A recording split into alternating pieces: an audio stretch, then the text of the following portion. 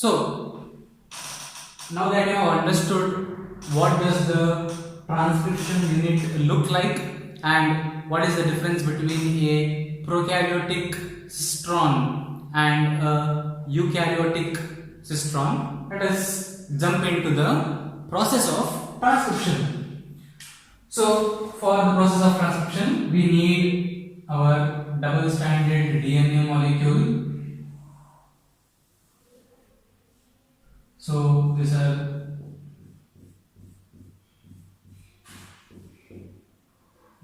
and we have one DNA strand in 5' to 3' polarity and another DNA strand in 3' to 5' polarity. So out of these two strands, the strand that is in 3' to 5' polarity, this is the template strand, and only this strand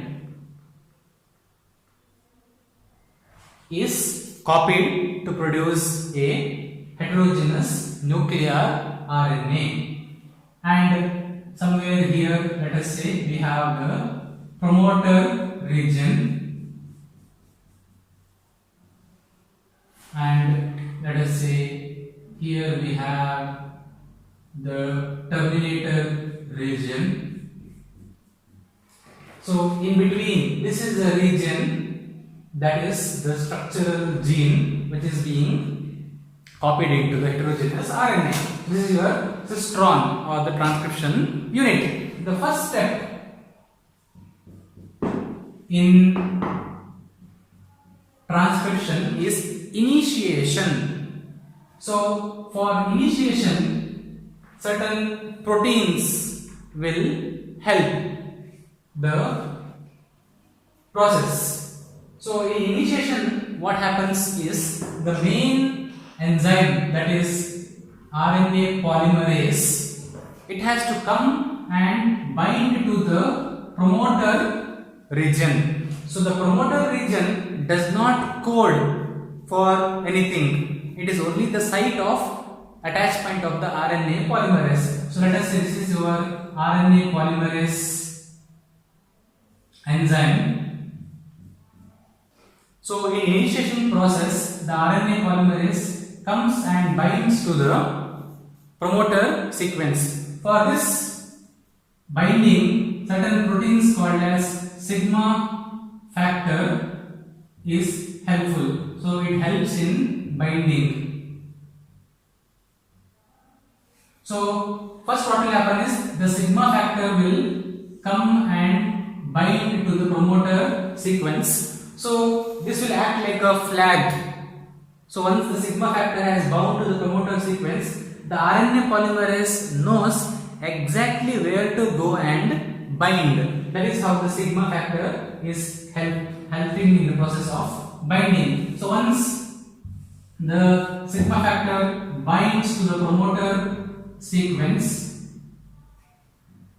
then the RNA polymerase enzyme also it goes and binds to the promoter sequence. Now the RNA polymerase has 2 or 3 important roles. The RNA polymerase, it is helpful in all the steps of transcription, that is in first step, second step and third step also. So in DNA replication, we know that there is an enzyme called as helicase which will unwind the DNA and break the hydrogen bonds between the base pairs and will separate the DNA strand. Here the RNA polymerase itself is involved in separation of the strands. So the RNA polymerase will move forward and the DNA gets unbound and separated. So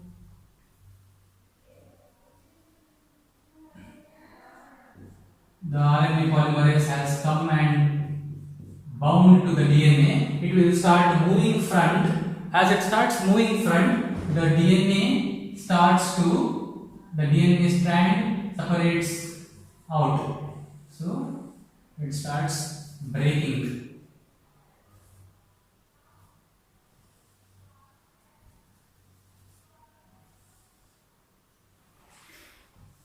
and the hydrogen bonds are removed.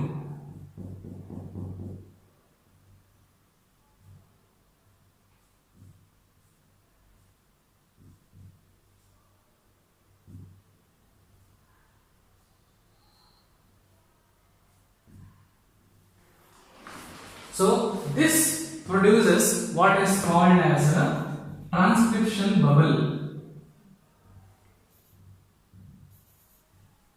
and the next step, it all takes place in this transcription bubble.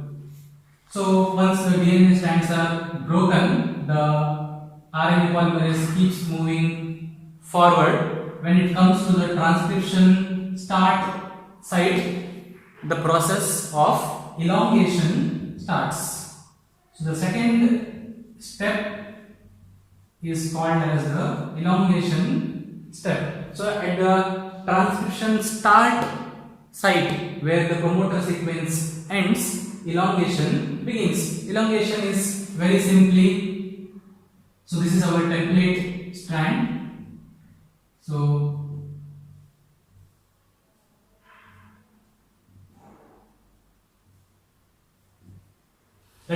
this 3' to 5' strand, which is the template strand, will code for the RNA molecule. So the RNA polymerase starts moving. When it comes to the first nucleotide, it finds that the first nucleotide is adenosine, deoxyadenosine. In the place of adenosine, it needs to add a thymine. T should come, but we know that RNA does not contain thymine, it contains uracil. So that is the only difference. Instead of adding a thymine, you get a uracil. Also, since it is a RNA molecule being formed, we require a ribonucleotide, not a deoxyribonucleotide. So we get only the RNPs, ribonucleotide phosphates. So in the place of A, we get a uracil. And similarly, the RNA polymerase starts moving forward. As it goes moving forward, it will help in increasing the length of the RNA molecule. So it helps in adding the ribonucleotides, and it increases the length of the RNA molecule. This is what is called as elongation. The RNA molecule grows in size. So wherever we have A's, we have to add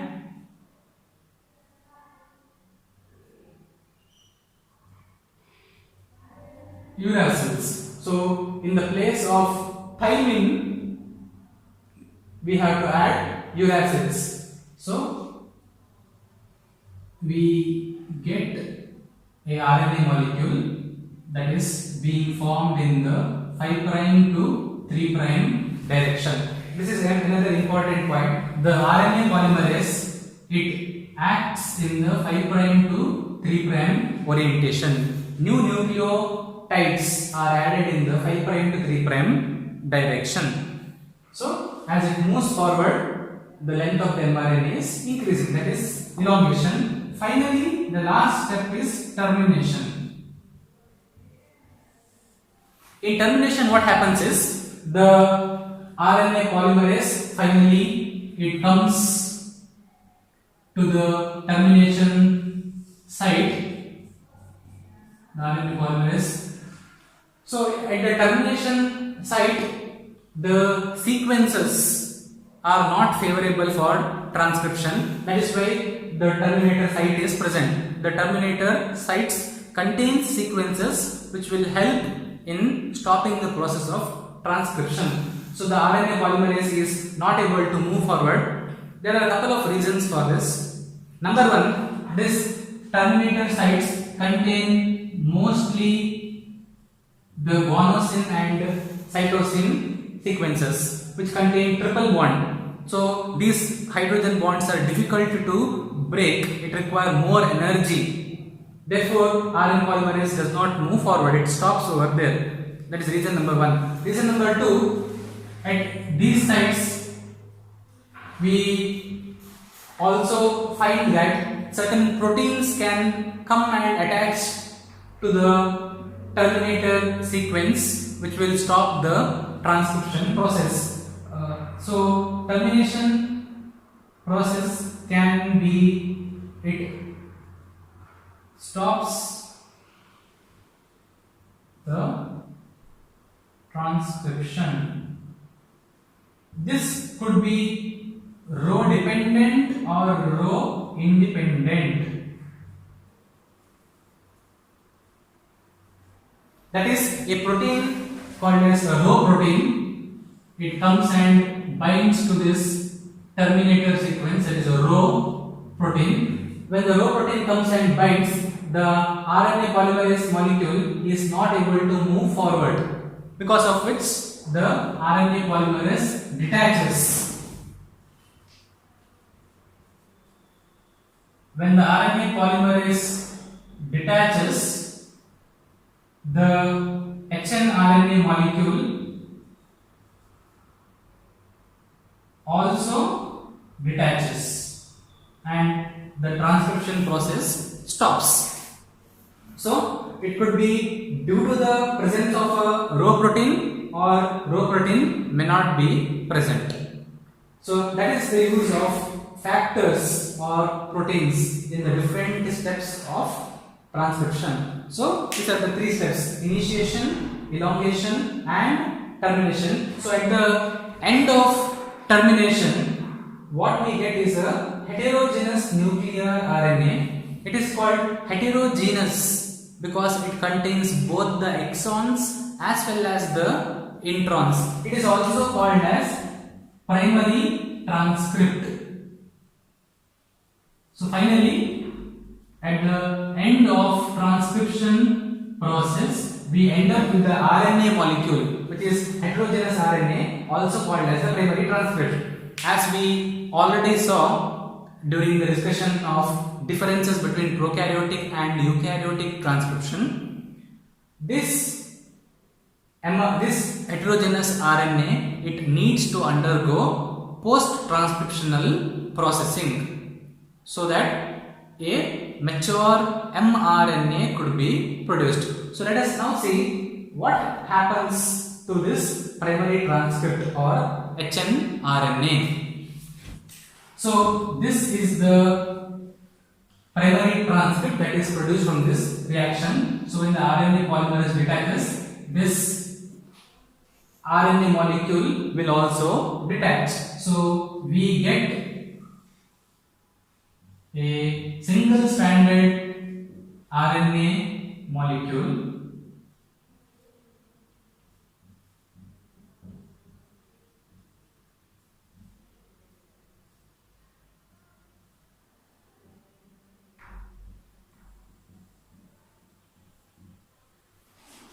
which has the orientation 5' to 3'. This is your heterogeneous RNA. Now, as you know, it contains both exons as well as introns. So, let us say this is the region that is coding for a gene, particular gene.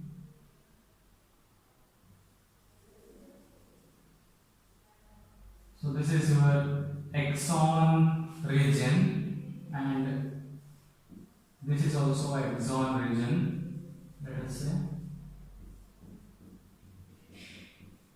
And in between the two exons, we have a intron, this is an interrupting sequence.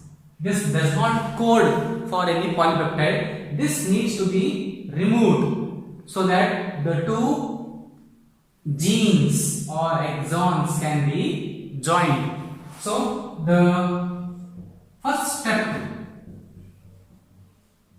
in post-transcriptional processing is splicing. So in splicing, what happens is the introns are cut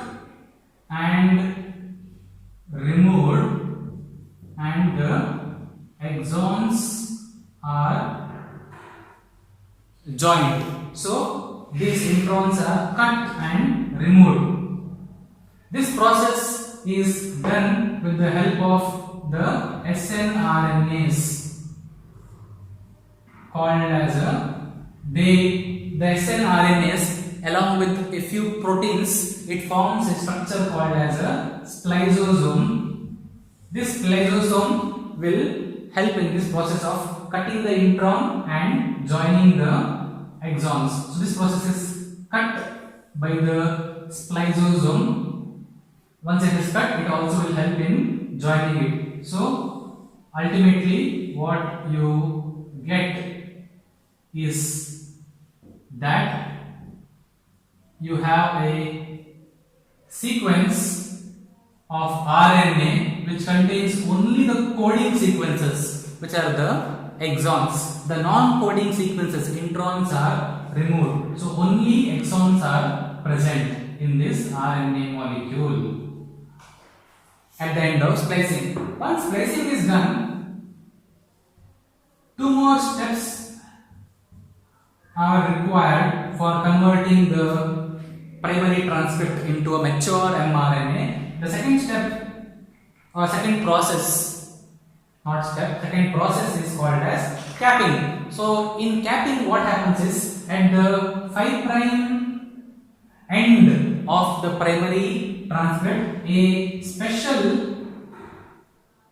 methyl guanosine triphosphate nucleotide is added.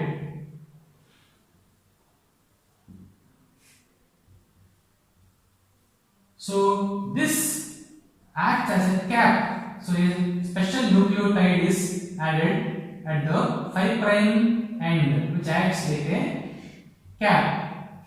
This special nucleotide is methyl guanosine triphosphate. So the role of this 5' cap is that it will protect the mature RNA, that is mRNA, messenger RNA, from the exonuclease activity.